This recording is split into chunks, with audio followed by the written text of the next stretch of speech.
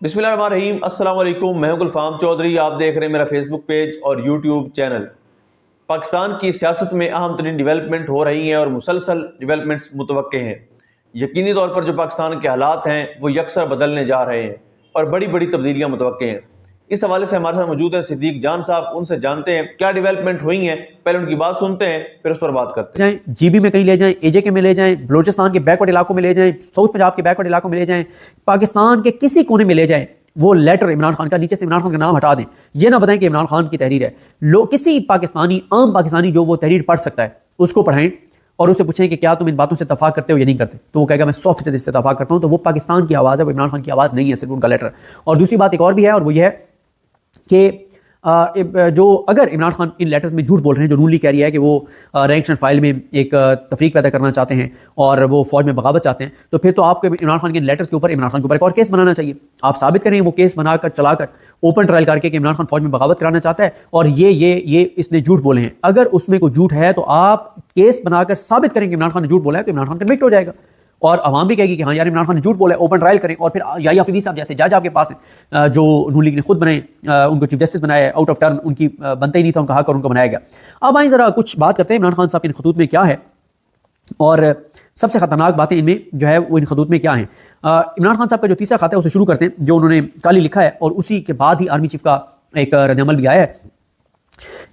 इसमें लिखा गया कि साबिक वज़ीर-ए-आज़म बानी पीटीआई का army chief general Asim Munir के नाम तीसरा खुला खत, और ये उन्होंने कल क्लियर किया कि हम इसको टीसीएस वैसे पहले कहा कि करवाएंगे, अब वो कह रहे हैं कि वो हम करवा भी देंगे, ना भी करवाएं तो ये ओपन खत है और ये इसको इसी तरह से ही समझा जाए कि ये पोस्ट हो गया। और मैं आपको बताऊं, अगर मेरे बारे में 100 लोग भी कोई चीज़ डिस्कस कर रहे हैं ट्विटर के ऊपर, सिर्फ 100 लोग, तो ये हो नहीं सकता कि वो मेरे तक ना पहुंचे। मैं सबसे पहले मैं जाके और देखूंगा, पढ़ूंगा कि यार मेरे बारे में क्या लोग 100 बंदे बात कर रहे हैं। ये तो इमरान खान का खत करोड़ों लोग पढ़ रहे हैं, करोड़ों लोग इस पे बात कर रहे हैं, तो ये कैसे हो सकता है कि जिनके नाम है वो ना पढ़े हो।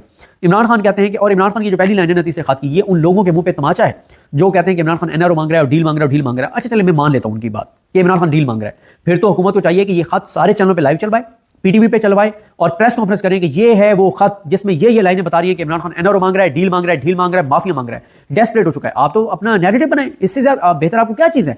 बहुत अच्छा हो जाएगा कि आप ये बात नैरेटिव बनाएं कि इमरान खान जो है वो ये देखें एनआरओ मांग रहे हैं। एक बार आपको याद होगा इमरान खान के दौर में कानून साजी में नून लीग ने कहा था कि हम वोट तब देंगे जब ये चीजें आप करेंगे, तो इमरान खान ने आके बता दिया था कि ये चीजें ये मांग रहे हैं वोट के बदले, और वो कानून साजी मुल्क की खातिर है, वोट इन्होंने मुल्क की खातिर देना है, लेकिन जाती मफाद की ये चीजें मांग रहे हैं। तो उस पर फिर आपने देखा कि बहुत ज़्यादा इनको हुआ, नून लीग को बड़ा सुबकी हुई, शर्मिंदगी हुई। तो इमरान खान अगर एनआरओ मांग रहे हैं तो आप दिखाएं इसमें कौन सी लाइन है जो एनआरओ। और मैं आप सुनने वालों से भी कहूंगा कि अगर कहीं पे आपको लगता है कि इमरान खान ने ये गलत बात की है तो आप मुझे बताइएगा कि यार ये गलत बात की है। मैं कहूंगा कि यार इस पर 100 200 300 लोगों की ये राय है कि ये बात गलत इमरान खान ने की है।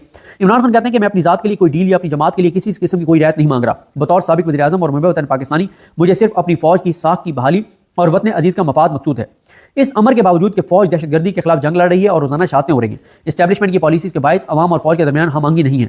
मैं ISPR से कहता हूं कि झूठा बयानियां ना दिया करें। बार बार ये कहना कि फौज सियासत में मुदाखलत नहीं करती कौम के अकल की तौहीन है। सोशल मीडिया के इस दौर में कोई चीज नहीं छुप सकती। मुल्क का बच्चा बच्चा वाकिफ है कि आर्मी चीफ ही इस मुल्क का निजाम चलाते हैं। इंतखाबात में धांधली हो या अरकान पार्लियामेंट की खरीदो फरोख्त, अदलिया की तबाही हो या अवामी राय दही पर कदगन के काले कानून, ना सिर्फ हमारी बाशूर कौम बल्कि आलमी बरादरी को भी मालूम है कि इसके पीछे कौन से नामालूम हाथ कार फरमा है। लिहाजा मेरी इनसे गुजारिश है कि गलत बयानी से गुरेज किया करें, क्योंकि ये सिर्फ मिन हैसुल इदारा फौज की बदनामी का सबब बनती है। मैं 5 नुकात पर रोशनी डालूंगा जिसकी वजह से पाकिस्तान आज तबाही के दहाने पर खड़ा है। आप अगर इनमें से किसी पॉइंट से वो करते हैं, इख्लाफ करते हैं, तो आप मुझे बताएं कि यार सदीक जान तुमने इमरान खान को यहाँ पे क्रिटिसाइज नहीं किया, तुमने डंडी मारी है क्योंकि इमरान खान का ये वाला पॉइंट झूठ था और तुमने उस पर नहीं कहा कि इमरान खान ने झूठ बोला है। और अगर आप मुझे कायल कर लेंगे और मैं कहूँगा कि इमरान खान ने झूठ बोला है, अगर आप मुझे इस पर कायल कर लेंगे, वरना ये मैं समझता हूँ हर पाकिस्तानी की आवाज़ है। इमरान खान कहते हैं पहला नुकता, धांधली ज़्यादा इंतखाबात के जरिए कौम की जानिब से मुस्तरद शुदा चेहरों को मुल्क पर मुसलत करना। इस्टेब्लिशमेंट की इस पॉलिसी की वजह से मुल्क का शदीद नुकसान हो रहा है। अभी चंद साल कबल तक जिनके सरे महल और मेफेयर फ्लैट्स जैसी बेशुमार करप्शन की दास्तानी कौम को सुनाई जा रही थी, उन्हीं के लिए पूरी रियासती मशीनरी और एजेंसीज को इस्तेमाल करके न सिर्फ कबल इंतखाबात बदतरीन धांधली की गई, बल्कि पोलिंग डे और उसके बाद भी तारीख का सबसे बड़ा डाका डाला गया और इनको कौम पर मुसलत कर दिया गया। ये बयानियां बनाने की कोशिश की जाती है कि शरीफ खानदान और जरदारी पर केसेस सियासी नोयत के थे। हालांकि हकीकत यह है कि हमारे दौर में नैब के कोई केसेस नए नहीं बनाए गए। इंटेलिजेंस एजेंसीज ने इनकी करप्शन के सबूत इकट्ठे किए। जनरल एहतशाम ज़मीर और फारूक लगारी ने इनके अरबों रुपए करप्शन और मनी लॉन्ड्रिंग के डोजियर दिए थे कि ये लोग कितने करप्ट हैं। नैब तो हमारे कंट्रोल में भी नहीं था, जनरल बाजवा नैब को कंट्रोल करता था। इनके खिलाफ तमाम केसेस हमारे दौर से पहले बनाए गए। हमारे दौर में सिर्फ शबाज शरीफ के खिलाफ मकसूद चपरासी वाला रमजान शुगर मिल केस बना इस केस को भी बंद कर दिया गया। कौम ने देखा कि इन्हीं नैब चेहरों को डील की ड्राई क्लीन मशीन से गुजारकर दोबारा पाकिस्तान पर मुसल्लत कर दिया गया। नैब तरामीम के जरिए एनआरओ देने के इस अमल से मुल्की मुशीयत को 1100 अरब का नुकसान हुआ, क्योंकि 1100 अरब के वो केसेस थे मनी लॉन्ड्रिंग के, जो कि इन चोरों के माफ किए गए। इमरान खान कहते हैं कि इस फराड के ताने बाने मिलाएं तो कठपुतलियों की डोरियां एक ही हाथ की तरफ जाती हैं और इसका सारा नजला फौज पर गिर रहा है। जमहूरियत का खात्मा, जमहूरियत इखलाकियात पर चलती है। हुकूमत के पास इखलाकी कुव्वत हो तो ही जमहूरियत चल सकती है। 30 साल लगाकर पाकिस्तान में रफ्ता रफ्ता जमहूरियत की कुछ बहाली हुई थी, अदलिया मुसलसल जदोजहद से खुद मुख्तार हुई थी और मीडिया कुछ आज़ाद हुआ था और मुल्क बेहतरी की तरफ जा रहा था। लेकिन पहले साजिश से हमारी हुकूमत को हटाया गया, फिर ना सिर्फ एक जाली हुकूमत को मुसलत किया गया बल्कि इनको दोबारा मुल्क पर मुसलत करने के लिए आइन तोड़ा गया। इंतखाबात मुलतवी किए गए, इलेक्शन से पहले हरबा आजमाया गया, काजी फायजी के जरिए हमारा निशान छीना गया, हमारे तरजीही उम्मीदवारों को मैदान से हटवाया गया, हत्ता कि इलेक्शन कैंपेन तक नहीं करने दी गई। ये सब करने के बावजूद जब इलेक्शन में पाकिस्तानी अवाम ने हमें 2 से ज्यादा नशिस्तें दी तो फॉर्म 47 के जरिए रिजल्ट तब्दील करके सिर्फ 17 सीटेड पार्टी को मुल्क पर मुसलत कर दिया गया। और इस इंतखाबी फ्रॉड को छुपाए रखने के लिए और तहरीक इंसाफ को कुचलने की कोशिश में जमहूरियत को मुकम्मल तौर पर पांव तले रोक दिया गया। इलेक्शन ऑडिट के खुद मुख्तार इदारे पतन की रिपोर्ट इस सिलसिले में सबकी आंखें खोलने के लिए काफी है कि कैसे इस मुल्क में जमहूरियत का नुकसान करके धांधली के 64 नए तरीके अपनाए गए। मीडिया पर बदतरीन कतगने लगाकर और इंसानी हकूक को पामाल करके जमहूरियत के तमाम स्तूनों को बर्बाद कर दिया गया और लोगों को उनके नुमाइंदगान चुनने का हक नहीं दिया गया। अलगर्ज जमहूरियत के तमाम बुनियादी स्तून बशमूल खुद मुख्तार अदलिया, हक के आज़ादी इज़हार राय, आज़ाद मीडिया और इंसानी हकूक खत्म कर दिए गए। इस सब के पीछे बुनियादी तौर पर तहरीक इंसाफ को कुचलने और इलेक्शन डाके पर पर्दा डालने की कभी कोशिश कार फरमाए।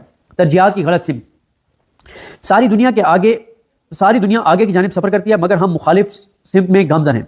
पाकिस्तान को डीप स्ट्रक्चरल रिफॉर्म्स, बुनियादी ढांचे में इस्लाहात की जरूरत है जिसमें इदारों की मजबूती, कानून की हुक्मरानी, इक्तिसादी तरक्की, आमदन में इजाफा, अखराजात में कमी, बढ़ती आबादी के साथ रोजगार के मौके फराहम करना, समाजी तहफ़्फ़ुज़, अमन अमान और मुल्क में नई सरमायाकारी लाना शामिल है। इदारों की मजबूती में ही मुल्क की तरक्की का राज पोशीदा है। यह काम मुश्किल है और सिर्फ वही हुकूमत कर सकती है जिसके पास अवामी मैंडेट हो और जिसके पास इखलाकी ताकत यानी मॉरल अथॉरिटी हो। इस्लाहात करना एनआरओ और जाल साजी से इक़्तिदार लेने वालों के बस की बात नहीं। यहाँ जाली पार्लियामेंट है, जाली एमएनएज़ हैं और जाली वजीर और जाली सदर है। इनका एजेंडा सिर्फ खौफ व हरास फैलाकर अपने तसल्लुत को कायम रखना है। मुल्क में इस्तेकाम तब आता है जब कानून की हुक्मरानी हो और जमहूर को आज़ादी हासिल हो। यहाँ तो 21वीं सदी में यह हाल है कि इंटरनेट तक की बंदिश है। IT के इस दौर में लोग न सिर्फ तालीमी और समाजी बल्कि मुआशी तौर पर भी इंटरनेट पर मुनसर हैं। इसके मुनक़ता होने से पहले ही तबाही के दहाने पर खड़ी मुशीयत को मजीद ज़्यादा पहुंच रही है। वर्ल्ड जस्टिस प्रोजेक्ट के रूल ऑफ लॉ इंडेक्स में हम 26वीं तरमीम के बाद सिर्फ कम गिनती के चंद ममालिक से आगे हैं। द इकोनॉमिस्ट के इंटेलिजेंस यूनिट डेमोक्रेसी इंडेक्स में हम हाइब्रिड निज़ाम से आमराना निज़ाम की जानिब गामजन हैं। इसी तरह मुल्क में अमन सिर्फ तब आएगा जब पड़ोसी ममालिक से तल्लुकात की पॉलिसीज़ को बेहतर करेंगे और पाकिस्तान के मफादात को सामने रखकर पॉलिसीज़ बनाएंगे। हमारी अफगानिस्तान को लेकर पॉलिसी संजीदा नहीं है, इसकी वजह से हमें दहशतगर्दी के बढ़ते नासूर का सामना है। आगे वो कहते हैं हुनरमंद पाकिस्तानियों और सरमाए की मुल्क से बाहर मुंतकली। पाकिस्तान में जारी जुल्म और जबर के माहौल और लाकानूनियत से अवाम शदीद मायूस है। सरमायाकार और हुनरमंद अफराद जौक दर जौक बैरून मुल्क मुंतकिल हो रहे हैं। 2 साल के अरसे में तकरीबन 17 लाख अफराद के बैरून मुल्क मुंतकिल होने से मुल्क की मुशीयत को 15 से 20 अरब डॉलर का नुकसान हो चुका है। मुआशी अदम इस्तेकाम अपनी इंतहा पर है, ग्रोथ रेट 0 है और पाकिस्तान में सरमायाकारी न होने के बराबर है। मुल्क में गुर्बत और बेरोजगारी अरूज पर है, लोग हर हाल में मुल्क से बाहर जा रहे हैं। जी बिल्कुल, जिस तरह से आपने सिद्दीक जान साहब को सुना कि आइंदा आने वाला जो हफ्ता है, ये चंद दिन है, ये पाकिस्तान की सियासत में कितने अहम है और इसमें जो पाकिस्तान की सियासत है उसमें कितनी बड़ी तब्दीलियां मुतवक्के हैं। अल्लाह पाक वतन अजीज़ का हामी व नासिर हो। पाकिस्तान जिंदाबाद।